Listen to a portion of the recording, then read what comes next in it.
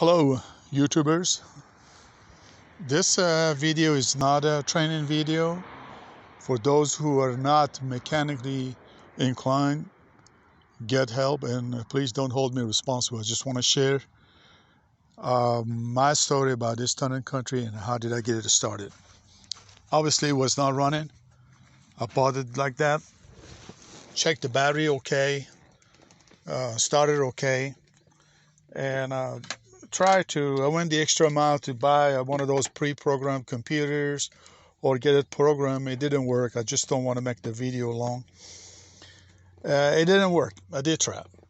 Anyways, I figured if I found one of these '07 in a junkyard that has computer, scanner,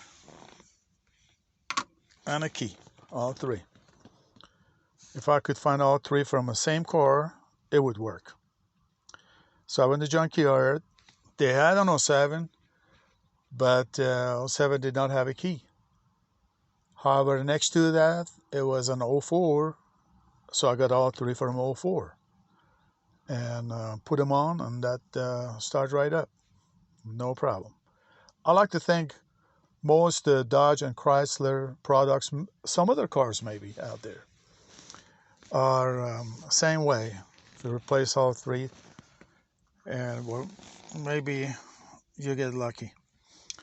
What could have done if this thing did not come with a fob? I replaced the chip from the other key to mine. So everything works, keys and start and everything. Anyways, what I was trying to say, some of these come with a key like this. This is also a chipped key. So obviously you cannot replace it. You cannot swap it with yours. What you could do, replace the lock cylinder. It goes here, and it's got a little chinglizer from the bottom. You push it, 10 seconds, it'll come out. Bunch of videos online about that.